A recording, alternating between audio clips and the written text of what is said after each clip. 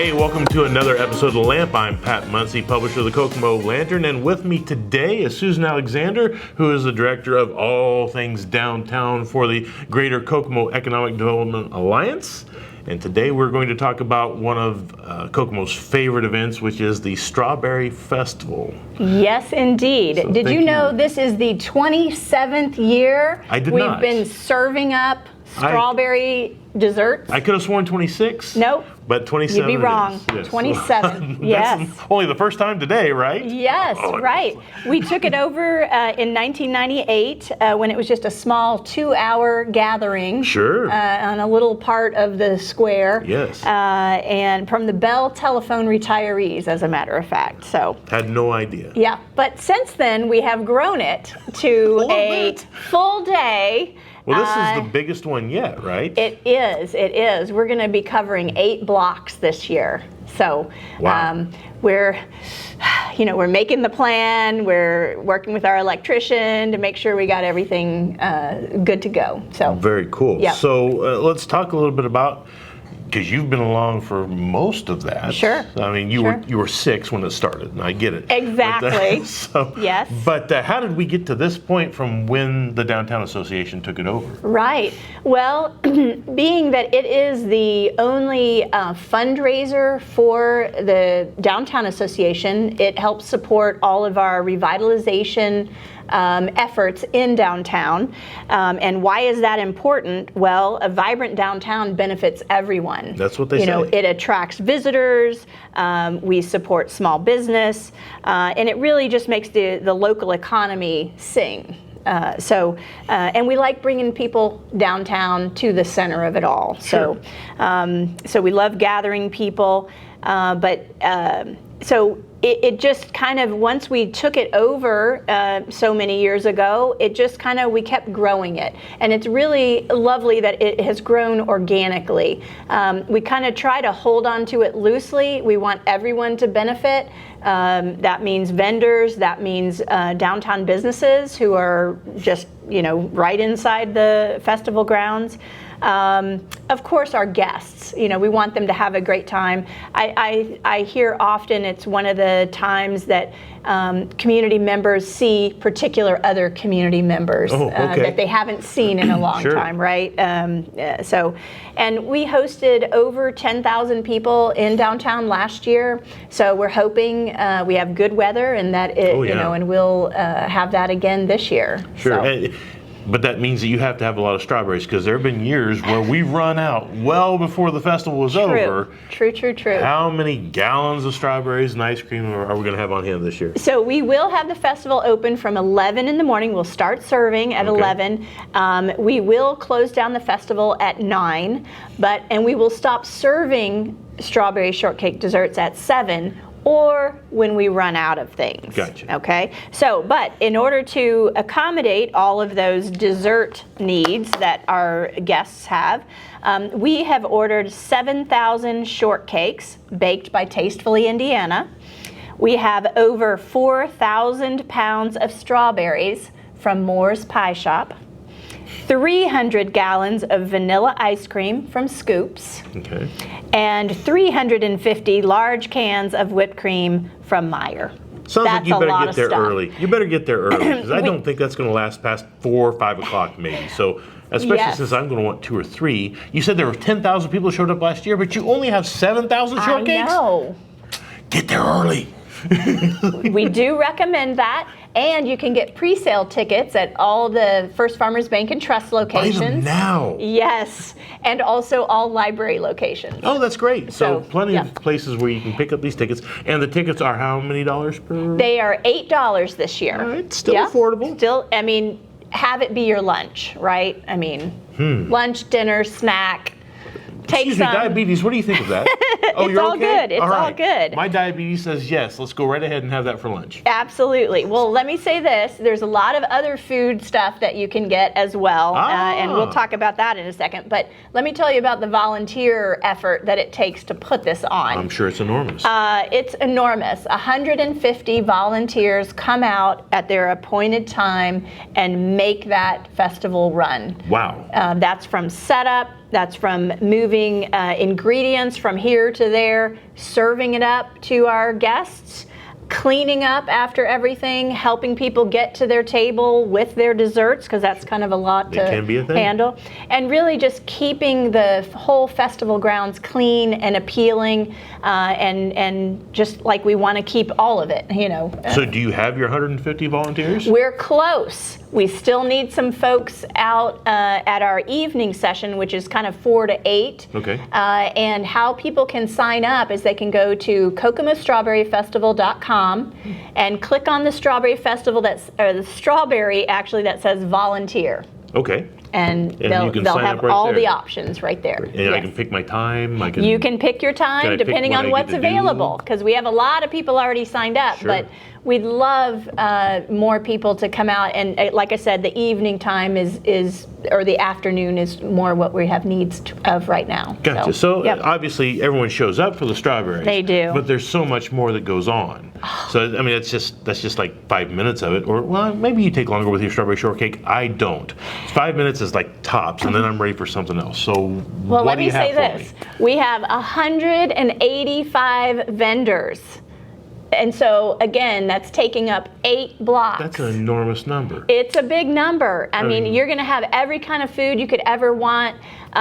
These vendors have so many really unique strawberry-themed or strawberry-related food items, lip gloss, candles. Let me name a few. Sure. The Coterie strawberry cheeseburgers, strawberry beer, strawberry wine, strawberry cocktails. Okay. Backwoods Trading Company is going to have strawberry shortcakes, candles with vanilla whipped wax on top. Okay. There's going to be coloring pages done with strawberry themed, strawberry artwork, and just anything you can think of strawberry under the sun. And strawberry people. And strawberry people, yes. Oh my gosh, this is something new we had last year, and we're bringing it back. Folks need to wear their best strawberry attire. So festival gear. You can even cosplay this, right? Yes, we'll get you a strawberry royalty sash. Okay. From our Strawberry Festival Night, who will be patrolling the grounds of the festival throughout the day and looking to bring all those festival goers into festival royalty, gotcha. Strawberry royalty. So if you're looking for a strawberry sash, this is the way to do it. Yes, right. I mean, it's official. You're strawberry royalty. I didn't even know that there were strawberry costumes to be had. Oh my But goodness. apparently you can have strawberry tuxedos. Yes, it's insane. Like suits, jackets, pants, the whole thing, dresses. It's really been fun over the years to watch that increase. And we thought, well, we need to recognize this and really enjoy it, incentivize folks to do more of it. So definitely do that, because we at the Lantern, we'll be out there taking pictures. We'll be more than happy to take pictures of you looking like a strawberry. Exactly. Yeah. We love it. But I do want to say, we can't do any of this. We get lots of support, and we're really thinking about safety of everybody, because that's a lot of people in one place. So we get a lot of support from KPD, KFD, the EMA, Community Howard. So all of these behind-the-scenes support we get from City of Kokomo traffic, parks, and street departments. It just makes everything run smoothly. It's something you may never notice or never see, but we're thinking about it, and we're working closely with all of those folks to make it a great time for everybody. Now, you said this is a fundraiser, but it takes money up front to make this happen. Oh, and yes. that happens through sponsorship, I presume. It does. We have our wonderful First Farmers Bank and Trust as our main sponsor again this year, so we're super excited. They're going to be talking with folks from the Rum Stage. We do have a new dining tent sponsor, which is Hagerman. So we're excited about that. And of course, we've had J&J Electric. They've been such a great help with professionally making sure all of our electrical needs are met, and all the vendors leave happy, and everybody's safe. So. Sounds like you've got all the boxes checked off here. Well, we're humming right along, so I'm really pleased. But you know, the one thing we haven't talked about is, when does this take place? Good question. It is going to be on Friday, June 6th. It is the first Friday. It is the first Friday. It really, there's no theme for First Friday other than Strawberry Festival. Yes, exactly. So, you know, this is, you know, everybody makes this a tradition to come out to. Absolutely. Really, it's been really a fun thing to hear people say, "Oh, I never miss it. I'm there," and so we just invite everybody to come out and enjoy the day with your whole community. And we've talked about strawberries, we've talked about vendor booths, we've talked about the things that you can get involved with, like coloring pages. Yeah. But you have some live music too, right? Oh my gosh, let's talk about that kind of art scene that we've created there. Oh, yes. So Rum Academy of Music will be on stage and live music being performed from 11 in the morning until 9 at night. We will have a section that will have the Kokomo Park Band festival. Now they used to walk around during the day. Are they doing that? And they still may do some of that. Okay. They're looking for sites and so forth, but there's a particular time. I think they're like 4:55 on the stage, and then the Rum Music House Band is going to perform and be the feature in the evening, featuring the Lightsies starting at 8. Okay, so they'll finish out the day. But the other arts that we have is our Artsapalooza Art Market. Right. So we've got that on North Main Street. Right there in front of the Art Association Exactly, Artworks Gallery. exactly. Some really neat vendor booths are going to be there. Like we've got pottery, we've got woodworking, you know, fine woodworking, mixed media. Pieces, paintings. So it'll be a really nice variety. And we have the interactive things for the kids there, like the pool noodles and the oversized Jenga games and things like that. So that'll still be there too. Yep, we're going to bring the pool noodle. You can make your own piece of public art as you walk by.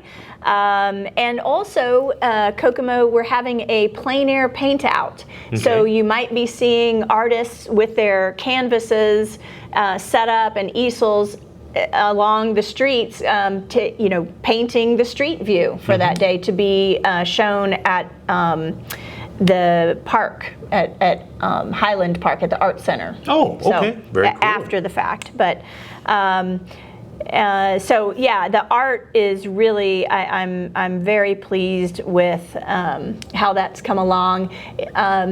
You know, we want to have features for everybody. So art is one that we really tried to develop as we've developed, you know, the public arts in downtown. But also we have kids activities. Oh my gosh.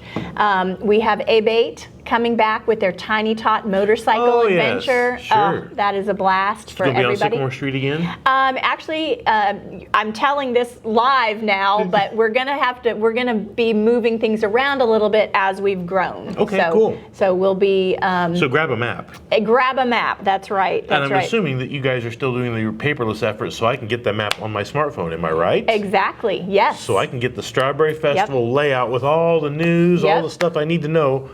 Where do I get that? So right now you need to go to KokomoStrawberryFestival.com, but on the site and at the festival we're going to have big signs that have QR codes, so you'll be able to just click on that and see everything you need to see, know where everything is. Fantastic. Alphabetical order, so you'll be able to find it. But Bouncy House for the kids also, another free activity. And then some other kind of safety and athletic activities for the kids that are also free. So we want everybody to have a good time. Very cool. So we'll hit it one more time. This is going to be the first Friday in June 6th. Yes. From 11 to 9 p.m. with things going on all day. Your tickets are $8 a piece, and you can get them at any First Farmers Bank and Trust location or library branch in advance for that same price. Absolutely. Or you can stand in line. You can buy them day of the event. Yep. But get there early because they only have 7,000 for a 10,000 attendance. You got to get there early. We'll see just you there. don't eat strawberries. I mean, some people have allergies. You can count on 30%. I hate for them to miss out. we've got food for everyone. That's right? true. So, We've got lots of great options. no Yeah. matter what, you're going to find a good time at the Strawberry Festival this June.